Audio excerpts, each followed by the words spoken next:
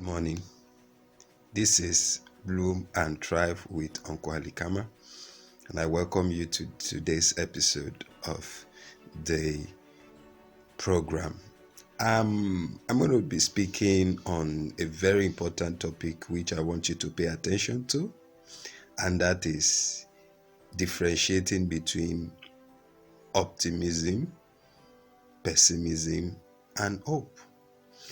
I want to believe quite a lot of us, we fall into these three levels of human belief system, and I want to believe that more can still be done as regards that. A lot of people fall into the pessimism spectrum, where they easily believe, or they are quick to believe that nothing positive can come out of anything they do or from anybody they are in relationship with. And I tell you, it's not really their fault. Some of them have actually passed through a lot of things that actually made them not to have a ray of hope in their thinking, and they feel that anything they do, they just have to take it too serious or too careful, having at the back of their mind that they might not have a commensurate result. And being that as it may, I see that they are having this school of thoughts from the position of fear. We also have another level, which I believe most of us are, is the level of optimism.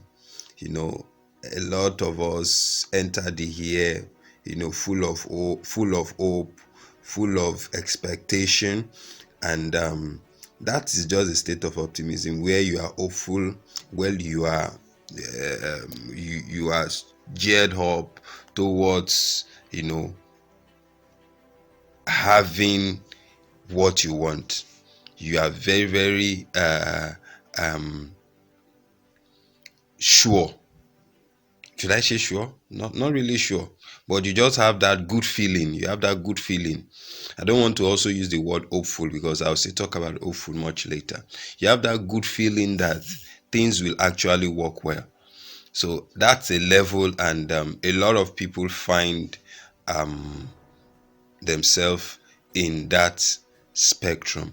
And we also have people that very few actually are in the spectrum of being very, very hopeful. Hopefulness is just a state of being sure. It's like a faith system that you just know that things are going to work for you, whether irrespective of the challenges, irrespective of the situation you find yourself. You are just so sure that things will come true for you, and that is the state I feel we should work with this year.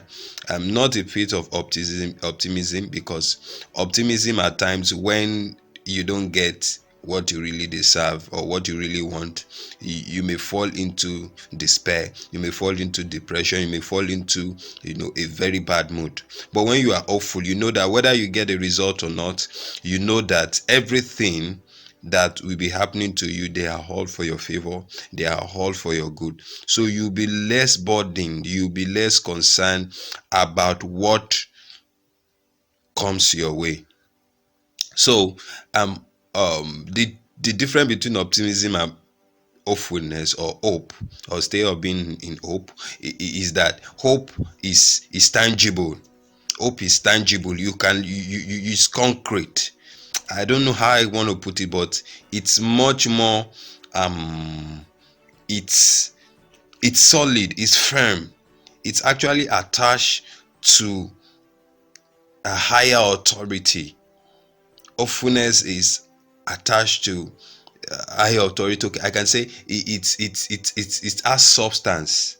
Hopefulness has substance, while optimism is just a sheer good feeling that you have. And if things don't go your way, you may switch back to the spectrum of pessimism. And the spectrum I want you to live, if you are in, is the spectrum of pessimism. It's very, very bad. It robs you of your productivity. It robs you of your of your success. It robs you of genuine relationship that can help you grow and become better persons. So in whatever you are doing this year, do away from pessimism and try as much as possible not to surround yourself with pessimists. Move from being a pessimist to being an optimist, but beyond that, I want you to go to the highest position, which is the position of substance that is attached to a person, to a personality, which is the Almighty. And then the Holy Scripture says He knows the thought He has towards us is the thought of good and not of evil, to give us a future and a hope. And that is what I'm talking about. Move to the position, move to that spectrum of hope that is tangible, that is solid, that has substance. That is when you'll be able to enjoy the beauty and the goodness that year 2022 has in stock for you. Thank you so much for your time, and I hope to see you in my subsequent videos. And if this video has been a blessing to you, kindly drop one or two things you have learned from this video, and I tell you I'm going to respond back to it, because I personally you know take care and monitor every of my content. So I will try as much as possible to get back to you. And just feel free to like this video, whatever platform that you are seeing it from. And please, if you're on YouTube, feel free to subscribe to my channel. If you're on Facebook, feel free to like this page so that you'll be notified of wonderful content like this that I'll be uploading from time to time. Thank you for your time, and I have some resources at the bottom of this video which will be beneficial to your life. I want you to just click those links, check them out and see. Thank you so much for your time, and I'll see you in my next video.